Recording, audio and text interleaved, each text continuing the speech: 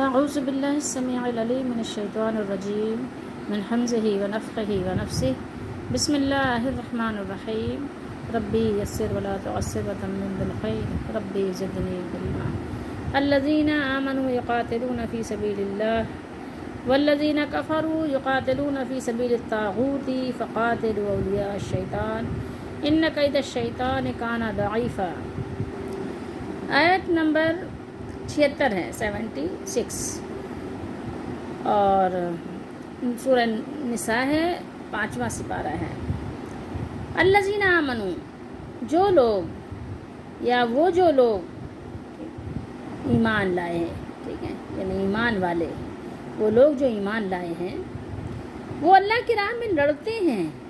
کہاں لڑتے ہیں؟ یقاتلون، وہ لڑتے ہیں، ٹھیک ہے، مقابلہ کرتے ہیں۔ یہ صیغہ وہ ہے کہ جو مقابلے کے لیے آتا ہے، یعنی باہم ایک دوسرے کے ساتھ، ٹھیک ہے، یعنی آمنے سامنے۔ تو یہ صیغہ ہی بتا رہا ہے کہ یعنی مد مقابل بھی کوئی ہے جس سے لڑائی کی جا رہی ہے، ٹھیک ہے، اکیلا تو کوئی بھی نہیں لڑتا نا۔ تو یقاتلون، جو قتال کرتے ہیں، کہاں پہ کرتے ہیں؟ فی سبیل اللہ، اللہ کی راہ میں، ٹھیک ہے، فی میں سبیل راہ، اللہ کی راہ میں، ٹھیک ہے۔ والذین، اور وہ لوگ جو کہ جن لوگوں نے کفر کیا، وہ لوگ جن لوگوں نے کفر کیا، وہ طاغوت۔ دیکھیے قرآن مجید میں طاغوت کا بڑا ذکر ہے، ٹھیک ہے، طاغوت۔ اب تو آپ بھی پہچان گئے ہوں گے کہ طاغوت کیا چیز ہے۔ تو ان لوگوں نے جنہوں نے کفر کیا ہے، ان کے نیچر میں کیا چیز ہے؟ طاغوت کی راہ میں لڑتے ہیں وہ، ٹھیک ہے۔ ایک تو وہ ہے جو اللہ کی راہ میں لڑتے ہیں، اور ایک کس کی راہ میں لڑتے ہیں؟ طاغوت کی راہ میں لڑتے ہیں۔ لیکن طاغوت کی راہ میں لڑنے والے کون ہیں؟ وہ ہیں جنہوں نے کفر کیا ہے، ٹھیک ہے۔ چنانچہ یہ فا کا ترجمہ کیا ہے، فقاتلو، چنانچہ تم شیطان کے ساتھیوں سے لڑو۔ تمہیں کیا کرنا چاہیے؟ فرمایا کہ فقاتلو اولیاء الشیطان، اولیاء دوست، مددگار۔ تو جو لوگ شیطان ہیں، طاغوت، اور جو طاغوت کے ساتھی ہیں، ٹھیک ہے، یا طاغوت کے سپورٹر ہیں، ان کو فیور کرتے ہیں، ٹھیک ہے، ان کو مضبوط کرتے ہیں، ان کا ساتھ دیتے ہیں، ٹھیک ہے، یا ان کی تعریفیں کرتے ہیں، تو کیا کریں آپ؟ اللہ کو ماننے والوں کو کیا کرنا چاہیے؟ کہ ان کے شر کو دور کرنے کے لیے ان سے لڑو۔ فتنے کے لیے نہیں لڑو، بلکہ فتنے کو ختم کرنے کے لیے ان سے لڑو، ٹھیک ہے۔ فقاتلوا اولیاء الشیطان، اور پھر آگے کیا فرمایا؟ دیکھیے بڑی یعنی کہنا چاہیے کہ ایک گہری بات ہے۔ گہری بات کیا ہے؟ یقیناً، یا بے شک، قید کہتے ہیں مکر و فریب، ٹھیک ہے۔ تو ان قید الشیطان، جو شیطان کا مکر و فریب ہے وہ کیا ہے؟ یہاں چال ہے ترجمہ، بڑی کمزور ہے۔ کانا ضعیفہ، ضعیفہ، ضعف، ٹھیک ہے، ضاد عین فا۔ تو اس کا جو ہے کیا کہتے ہیں، جو یعنی فریب کاریاں ہیں شیطان کی، جو اس کے جو دھوکے بازیاں ہیں اور چال بازیاں ہیں، وہ ہیں کمزور، ٹھیک ہے۔ تو اگر مسلمان مقابلے پہ آئیں گے، وہ کیا کرے گا؟ جتنے بھی طاغوت ہیں ان کے ساتھ دم دبا کے بھاگیں گے۔ حضرت ابن عباس رضی اللہ تعالیٰ عنہما نے فرمایا کہ جب تم شیطان کو دیکھو تو بغیر کسی خوف و خدشے کے اس پر حملہ کر دو۔ کس کو دیکھو؟ شیطان کو۔ اور آپ نے پھر آیت مبارکہ کون سی تلاوت کی؟ آپ نے یہی آیت مبارکہ تلاوت کی، اولیاء فقاتلوا اولیاء الشیطان ان کید الشیطان کان ضعیفا۔ تو یہاں پر اس آیت مبارکہ میں اللہ تعالیٰ نے بیان فرمایا کہ جو شیطانی تدابیر ہیں وہ بہت کمزور ہوتی ہیں، جس کی وجہ سے وہ مومنین کا، ایمان والوں کا کچھ بھی بگاڑ نہیں سکتا۔ لہٰذا مسلمانوں کو شیطان کے دوستوں سے، کافروں سے لڑنے میں کوئی خوف نہیں ہونا چاہیے، اس لیے کہ ان کا مددگار اللہ تعالیٰ ہے۔ مومنوں کا مددگار کون ہے؟ اللہ تعالیٰ ہے۔ اللہ کا وعدہ ہے قرآن میں جا بجا، لیکن مومن ہونا چاہیے، شرط پوری کرنی چاہیے۔ اور کافروں کو شیطان کی تدبیر کوئی فائدہ نہیں دے گی۔ آپ اگر یاد کریں اپنا سبق کہ جنگ بدر میں کیا ہوا تھا، یاد ہے؟ جنگ بدر میں ایسا ہی ہوا تھا کہ پہلے شیطان کافروں کے ساتھ لمبی لمبی ڈینگیں مار رہا تھا، ٹھیک ہے، میں یوں کر دوں گا اور ہم ایسا کر دیں گے اور ویسا کر دیں گے۔ اور اس نے کافروں کو مکمل یقین دلایا ہوا تھا کہ لا غالب لکم اليوم، آج کے دن تم لوگوں پر کوئی غالب نہیں آ سکتا، ٹھیک ہے، اور تم کو کوئی مغلوب نہیں کر سکتا، اس لیے کہ اس نے کہا انی جار لکم، میں تمہارا ساتھی ہوں، میں تمہارے ساتھ ہوں، تمہارا مددگار ہوں، میں اپنے تمام لاؤ لشکر کے ساتھ تمہاری مدد کرنے آؤں گا۔ لیکن جب جنگ شروع ہوئی تو وہ اپنے لشکر کے ساتھ اگرچہ آگے بڑھا آیا بھی، لیکن جب اس نے دیکھا کہ مسلمانوں کی حمایت، مسلمانوں کی مدد میں فرشتے آ پہنچے ہیں، ٹھیک ہے، اللہ نے فرمایا نا کہ فرشتے آئے تھے مدد کے لیے، تو اس نے کیا کیا، اس نے اپنی تدبیر کو ناکام پا کر الٹے پاؤں بھاگنا شروع کر دیا۔ اس نے دیکھا کہ ہمارا تو اب یہاں پر زور، ہمارا جو پاور ہے وہ تو بس کیا ہوا، بالکل، جب اس نے دیکھا کہ اب یہ بیکار ہو چکا ہے، یوز لیس ہے، تو کیا کیا، اس نے اپنے دوستوں سے کہا، کہنے لگا انی بریء منکم، انی بریء منکم انی ارا ما لا ترون انی اخاف اللہ رب واللہ شدید العقاب۔ اس نے کہا انی اخاف اللہ واللہ شدید العقاب، انی بریء منکم، میں تم لوگوں سے بری ہوں، میں تم لوگوں سے بری ذمہ ہوں، اس لیے کہ میں وہ چیز دیکھ رہا ہوں، وہ دیکھ رہا تھا نا فرشتوں کے لشکر کو، میں وہ چیز دیکھ رہا ہوں جس کی تم کو خبر نہیں ہے، تم کو معلوم بھی نہیں ہے کیا مسلمانوں کی مدد کے لیے آئے کون ہیں، ٹھیک ہے، فرشتوں کا لشکر آیا ہوا ہے۔ پھر اس نے کہا انی اخاف اللہ، میں اللہ سے ڈرتا ہوں کیونکہ وہ سخت عذاب دینے والا ہے، اللہ شدید العقاب، مجھے اللہ کے عذاب سے ڈر لگتا ہے، ٹھیک ہے، آج میں تمہارا کچھ مددگار، کچھ کام بنانے والا نہیں ہو سکتا۔ اللہ کی راہ میں لڑنے کی فرضیت اور ترغیب کے بعد اس آیت میں اللہ تعالیٰ نے بتایا کہ اللہ تعالیٰ کی راہ میں لڑنے کی جو ظاہری صورت ہے اس کا کوئی اعتبار نہیں ہے۔ کیوں؟ اس لیے کہ اللہ کی راہ میں جو لڑنا ہے وہ اپنے مقصد کے اعتبار سے لڑنا ہونا چاہیے، یہ بات یاد رکھیے۔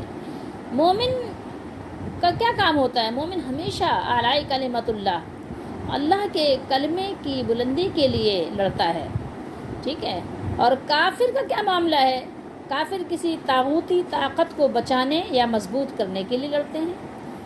کس لیے لڑتے ہیں؟ وہ جو طاغوتی طاقتیں ہیں ان کو بچاتے ہیں یا ان کو سپورٹ کرتے ہوئے، ان کو مضبوط کرتے ہوئے ان کی طرف سے لڑتے ہیں۔ تو لہٰذا مجھے اور آپ کو کیا کرنا چاہیے؟ تو ہمارے دور کے لوگوں کو کیا کرنا چاہیے؟ لوگوں سے مراد یہاں حکام ہیں، حکمران ہیں، تو لہٰذا تم ان سے کیوں لڑو؟ اس لیے لڑو کہ اللہ کا حکم ہے، بس اللہ کا حکم بجا لاتے ہوئے اللہ تعالیٰ کے دین اور اس کے کلمے کو بلند کرنے کے لیے تم یہ کام کرو۔ شیطان چاہے اپنے دوستوں کو کتنے ہی مکر و فریب دے کر سمجھائے، مگر تمہارے خلاف وہ کبھی بھی کامیاب نہیں ہو سکتے اگر تم مومن ہو۔ اب یہاں پر تھوڑا سا میں اور آپ بھی غور کریں اپنے طرز عمل پر کہ ہمیں اپنی ذاتی مفاد کے لیے تو بہت غصہ آ جاتا ہے، تھوڑی سی دیر میں ہم شرافتہ ہو جاتے ہیں، لیکن اللہ کی نافرمانی ہوتی ہے تو ہم کہتے ہیں کوئی بات ہی نہیں ہے، ٹھیک ہے، سب کا اپنا اپنا معاملہ ہے، سب اپنے اپنے جواب دہ ہیں، سب اپنی اپنی قبر میں جائیں گے، ٹھیک ہے۔ تو آپ ذرا غور کیجئے کہ اللہ تعالیٰ کا حکم کیا ہے اور ہمارا عمل کیا ہے، کیا واقعی ہم سچے پکے مومن ہیں؟ ان آیات مبارکہ کی روشنی میں اپنے اعمال نامے پر غور کیجئے، یہ ہمیں غور و فکر کی دعوت دے رہی ہے، آیت مبارکہ ہمیں دعوت دے رہی ہے۔ آپ سوچئے، ذرا غور کیجئے کہ کبھی کبھی ایسا بھی ہوتا ہے کہ ایک ہی عمل ہوتا ہے، عمل ایک ہی ہوتا ہے، لیکن کیا ہے، مقاصد الگ الگ ہوتے ہیں، ایک کا کوئی اور مقصد ہے، ایک کا کوئی اور مقصد ہے۔ ایک ہی عمل کے مقاصد کے مختلف ہونے کے باعث، مقاصد میں اختلاف ہونے کے باعث کبھی وہ لائق تحسین بن جاتے ہیں کہ ان کی تعریف کی جائے، ان کی مدح سرائی کی جائے، اور کبھی وہ قابل نفرت بن جاتے ہیں، ٹھیک ہے۔ ایک آیت مبارکہ سے آپ لے لیجئے جیسے مثال کے طور پر جنگ کی اجازت اسلام نے بھی دی ہے. کیوں دی ہے؟ وہ جگہ جگہ بتایا ہے. مقصد صرف ایک ہے، اللہ کا حکم مانا جائے، مالک کا حکم مانا جائے. دنیا کا کوئی بھی قانون آپ ایسا نہیں دکھا سکتے کہ جس میں کہیں پر یہ بھی ہو سکتا ہو کہ ایک ملازم، ایک امپلائی اپنے مالک سے بغاوت کرے اور کوئی بھی ادارہ اس ملازم کی سپورٹ کرے. کوئی بھی ایسی آپ یعنی کہنا چاہیے قانونی شق نہیں دکھا سکتے. کوئی بھی اس کی اجازت نہیں دیتا. ٹھیک ہے، کھلے طور پر کوئی اجازت نہیں دیتا ہے. ٹھیک ہے، کوئی باطل کی اگر خاموشی کے ساتھ اگر اس کی سرپرستی کرے اور اس کی تائید کرے وہ اور بات ہے، لیکن علی اعلان کبھی بھی آپ ایسا نہیں دکھا سکتے کہ کوئی ملازم اپنے مالک کی جو ہے وہ نافرمانی علی اعلان کرے، بغاوت کرے اور پھر علم بغاوت بھی بلند کر دے. ٹھیک ہے، ہر شخص جو ہے ملازم کو تھو تھو کرے گا.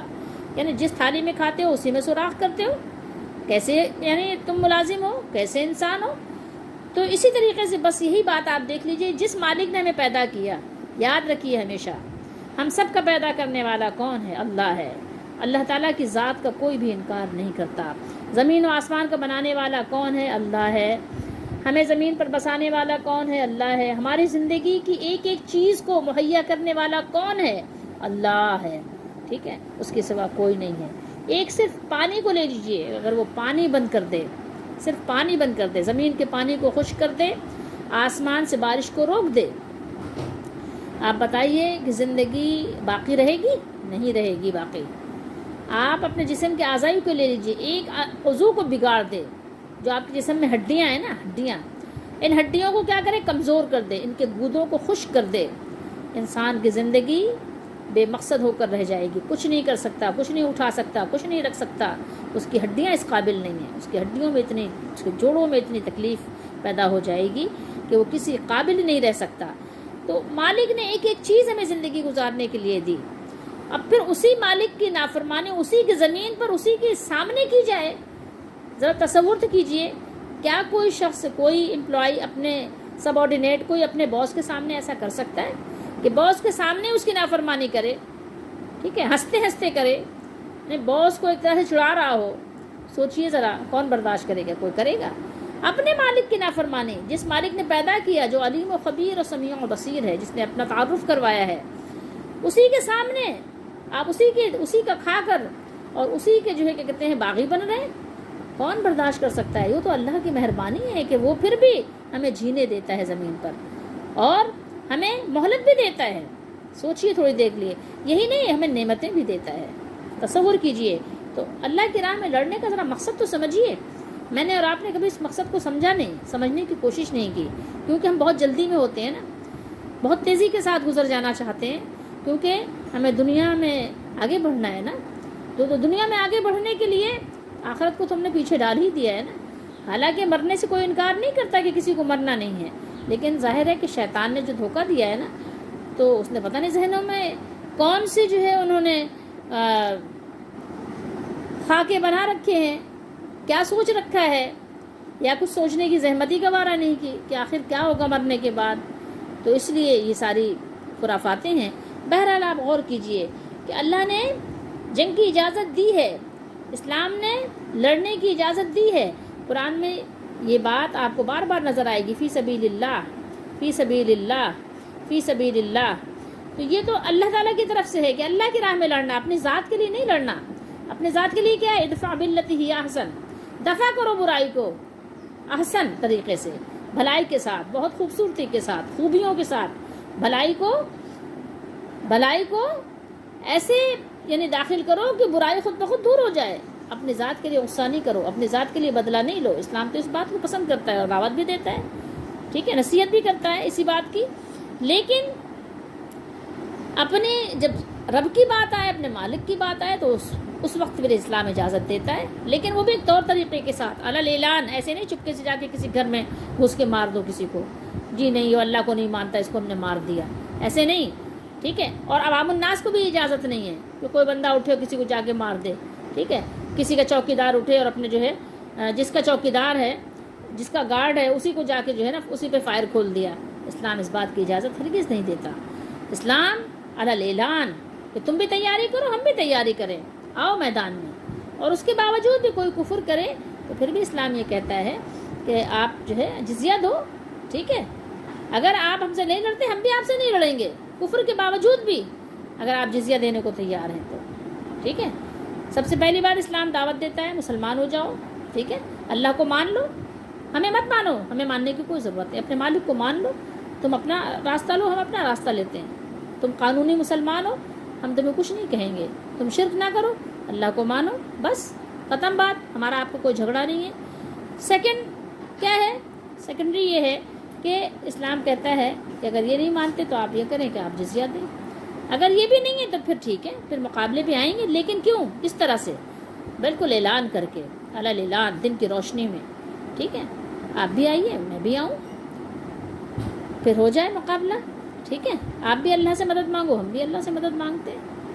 یا اگر آپ اللہ پر یقین نہیں رکھتے، کسی اور سے مدد مانگتے تو آپ اس سے مدد مانگ لیں. تو یہ اسلام کا جو ہے فلسفہ ہے بہرحال. لیکن اب آپ یہ دیکھیں کہ دوسری قومیں بھی لڑتی ہیں، یہ قرآن نے بیان کیا ہے. ٹھیک ہے، یہ جو کفر کرنے والے لوگ ہیں ان کے سرغنے کس سے لڑتے ہیں؟ فی سبیل الطاغوت. ایک ہے فی سبیل اللہ اور دوسری ہے فی سبیل الطاغوت. ٹھیک ہے، تو اب دیکھیے کہ عمل تو ایک ہی ہے، قتال یہاں بھی ہے قتال یہاں بھی ہے، دونوں ایک ہی سیغے ہیں نا. کیا ہے؟ یقاتلون فی سبیل اللہ، یقاتلون فی سبیل الطاغوت، ایک ہی سیغے ہیں نا. صرف یہاں سے فرق آ گیا، طاغوت اور اللہ. ٹھیک ہے، یہاں سے آپ چلیں یقاتلون فی سبیل اللہ، یقاتلون فی سبیل اور یقاتلون فی سبیل. ٹھیک ہے، بس یہاں بدل گیا، یہاں طاغوت آ گیا، یہاں اللہ. اتنا ہی فرق ہے نا. تو اب دیکھیے کہ کیا ہے، عمل ایک ہے لیکن مقاصد بدل گئے نا. وہاں اللہ کے لیے تھا، وہاں مقصد کیا تھا؟ اپنے مالک کی رضا تھی. یہاں مقصد کیا ہے؟ دنیا کے مال و زر، دنیا کی دولت، شہرت، عزت، جو بھی ہے. تو یہاں بہرحال بتا دیا گیا، یہاں بیان کیا کہ دوسری قومیں بھی لڑائی کرتی ہیں. دونوں جنگوں میں خون کے دریا بھی بہتے ہیں. ٹھیک ہے، زخمیوں کی چیخو پکار سے فضا سوگوار بھی ہو جاتی ہے. لیکن پھر بھی اسلام کی جنگ اور دوسری جنگوں میں زمین و آسمان کا فرق ہے. اس فرق کو مد نظر رکھیے، اس فرق کو پیش نظر رکھیے. مومن کی جنگ کس لیے ہوتی ہے؟ اللہ کے کلمے کو بلند کرنے کے لیے ہوتی ہے، عدل و انصاف قائم کرنے کے لیے ہوتی ہے کہ عدل و انصاف کو قائم کیا جائے، مساوات، حریت اور نیکی اور تقوی کی اقدار کو زندہ کرنے کے لیے ہوتی ہے. مومن کی جنگ کس لیے ہوتی ہے؟ مومن دنیا میں اس لیے نہیں لڑائی جھگڑا کرتا کہ میری زمین زیادہ ہو جائے، ٹھیک ہے، میرا مال زیادہ ہو جائے، میرے مویشی زیادہ ہو جائیں اور میرے قیدی زیادہ ہو جائیں، میرے مرید زیادہ ہو جائیں. مومن اس لیے نہیں لڑتا. مومن کس لیے لڑتا ہے؟ مومن اس لیے لڑتا ہے کہ اللہ کی زمین پر اللہ کا کلمہ بلند ہو. ٹھیک ہے، عدل و انصاف قائم ہو، مساوات و حریت قائم ہو، نیکی و تقوی کے اقدار کو زندہ کیا جائے. اس لیے اور غیر مومن جو ہیں، مومن کے علاوہ جو قومیں ہیں، وہ جنگ کس لیے کرتے ہیں؟ اس کے پیچھے کیا ان کا مقصد ہوتا ہے؟ صرف مادی فوائد کار فرما ہوتے ہیں، صرف مادی، بس. ٹھیک ہے، کسی ملک پر قبضہ کر لو، کسی قوم کو غلامی کی زنجیروں میں جکڑ لو، اپنے لیے تجارت کی منڈیاں بڑھا لو، اپنے لیے تجارت کی منڈیاں قائم کر لو، اور جتنے ممالک آپ نے فتح کیے ہیں، مفتوحہ ممالک کی جو معدنیات ہیں اور ان کے جو قدرتی ذخائر ہیں، ان کو کیا کرو؟ اپنے قبضے میں لے لو، ان سے فائدہ اٹھاؤ. تو ان تمام چیزوں کو طاغوت صرف ایک لفظ سے تعبیر کیا قرآن نے. ٹھیک ہے، باطل کو ایک لفظ سے اللہ تعالیٰ نے یہاں پر ذکر فرمایا. کس سے؟ طاغوت سے. فرمایا کہ یہ طاغوت ہیں، یہ سارا کچھ جو ہو رہا ہے یہ صرف اور صرف طاغوت ہیں. اس تو اللہ تعالیٰ نے اسی ایک لفظ سے اس کو تعبیر کر دیا. ان مقاصد کے لیے جو جنگ لڑی جائے گی، خواہ لڑنے والوں کے سر پر ہلالی پرچم ہی کیوں نہ لہرا رہے ہوں. ٹھیک ہے، اور چاہے وہ نعرہ تکبیر بلند کر رہے ہوں اور نعرہ تکبیر سے ساری فضا کو وہ تھرا رہے ہوں، وہ جنگ فی سبیل اللہ نہیں ہوگی، وہ نہیں ہوگی. تو یہاں پر اہل ایمان باطل کو نیست و نابود کرنے کے لیے سر دھڑ کی بازی لگانے کے لیے تیار ہو جائیں، ان کو یہ ترغیب دلائی جا رہی ہے۔ تم حق کے علمبردار ہو، حق کو فتح اور غلبہ نصیب ہوگا تو انسانیت کے چمن میں بہار آ جائے گی، انسانیت پھلے گی پھولے گی، اعلیٰ اخلاقی قدروں کی بالادستی قائم ہوگی، نیکی کی روشنی اور مہک ہر سو پھیل جائے گی، امن و عافیت کا دورہ ہوگا۔ باطل کے سربراہوں کی فتنہ سامانیوں سے خوفزدہ اور دل گرفتہ ہونے کی تم کو ضرورت نہیں ہے۔ کیوں؟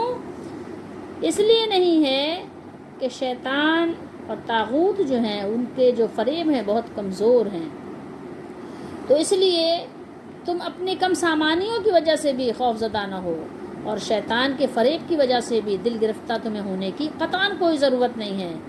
تمہارے نعرے تکبیر اللہ اکبر سے اہل طاغوت کے قلعے لرز جائیں گے، زمیں بوس ہو جائیں گے، تمہارے ایک حملے کی دیر ہے، ان کا نام و نشان تک باقی نہیں رہے گا، کیونکہ شیطان کا مکر و فریب بہت کمزور ہے۔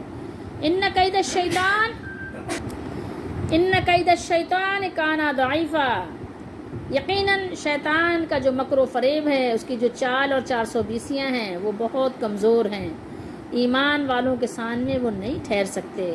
اس لیے آؤ اپنے رب کو راضی کرو اور دنیا کے مفاد کے لیے کسی پہ حملہ نہ کرو۔ اللہ تعالی ہم سب کو دین کو صحیح طریقے سے سمجھنے کی اور سمجھانے کی توفیق دے، اور اللہ تعالی ہم سب کی اپنے پاس سے دستگیری فرمائے، ہماری مدد فرمائے۔